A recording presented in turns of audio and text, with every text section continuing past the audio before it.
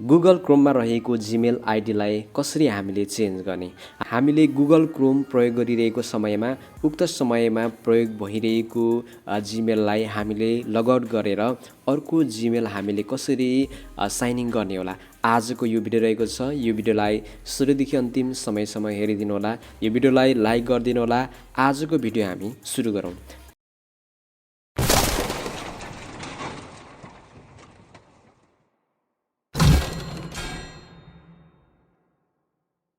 त्यसको लागि तपाईले आफ्नो गुगल क्रोमलाई ओपन गर्नुहोला। आफ्नो गुगल क्रोम ओपन गरिसकेपछि तपाईले देख्न सक्नुहुनेछ तपाईले प्रयोग गरिरहनु भएको गुगल क्रोममा चाहिँ कुन जीमेल चाहिँ प्रयोग भइरहेको छ भन्ने कुरा तपाईले यहाँ देख्न सक्नुहुनेछ। तपाईले यहाँ टच गरेर पनि तपाईले हेर्न सक्नुहुनेछ। अहिले मेरो गुगल क्रोममा चाहिँ यो आइडी चाहिँ प्रयोग भइरहेको छ। अब यो आइडीलाई मैले हटाएर अर्को आइडी कसरी मैले साइन इन गर्ने त? त्यसको लागि चाहिँ तपाईले यो थ्री डटमा तपाईले टच गर्नुहोला। थ्री डटमा तपाईले टच गरिसकेपछि मुनतिर सेटिङ रहेको छ। सेटिङमा यहाँले टच गर्नुहोला। सेटिङमा टच गरिसकेपछि गुगल क्रोम युआइडीबाट प्रयोग भइरहेको छ भन्ने कुरा मैले पहिला पनि जानकारी गराएँ। त्यसैले तपाईले यसमा टच गर्नुहोला। यसमा टच गरिसकेपछि तपाईले अहिले जति पनि गुगल क्रोममा चाहिँ तपाईले प्रयोग गर्नुभएको सम्पूर्ण आइडीहरू चाहिँ हैन, यो फोनमा प्रयोग गरिएका सम्पूर्ण आइडीहरू चाहिँ हामीले यहाँ देख्न सक्छौं। पछाडि तपाई मुनतिर जानुहोला र मुनतिर गइसकेपछि साइन आउट भन्ने यहाँ अप्सन रहेको छ। तपाईले यसमा टच गर्नुहोला। टच गरिसकेपछि कन्टिन्युमा यहाँहरुले टच गर्नुहोला।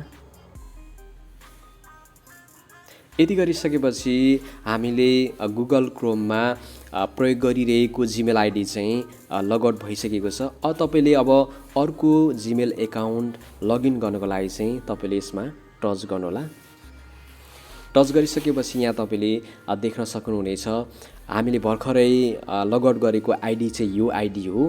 तपाईले यो आइडीलाई पनि पुनः तपाईले युज गर्न सक्नुहुनेछ। तपाईले अर्को आइडी युज गर्नको लागि चाहिँ तपाईले यसमा टच गर्नुहोला। यसमा टच गरिसकेपछि तपाईले यहाँ विभिन्न जीमेल एकाउन्टहरू तपाईले देख्न सक्नुहुनेछ। अब तपाईले कुन आइडीबाट चाहिँ लगइन गर्ने हो तपाईले त्यो आइडी चाहिँ यहाँनिर चुज गर्नुहोला। चुज गरिसकेपछि मुनतिर एसआइएम इन भनेर तल रहेको छ। यसमा तपाईले टच गर्नुहोला। यति गरिसकेपछि भर्खरै हामीले लगइन गरेको आइडी जुन हामीले पहिला प्रयोग गरिरहेका सम्पूर्ण डाटाहरू चाहिँ फेरि ल्याउन चाहनुहुन्छ भने तपाईले यसमा टच गर्नुहोला। टच गरिसकेपछि तपाईले कन्टिन्युमा चाहिँ टच गर्नुहोला। यति गरिसकेपछि हामीले देख्न सक्छौं हाम्रो गुगल क्रोममा चाहिँ जुन भएको जीमेललाई चाहिँ हामीले हटाएर अर्को जीमेललाई हामीले एड गरिसकेका छौं। यसरी तपाईले गुगल क्रोममा रहेको आइडीलाई जीमेल एकाउन्टलाई तपाईले सजिलोसँग चाहिँ चेन्ज गर्न सक्नुहुनेछ। यसलाई हामी ब्याक गर्नेछौं।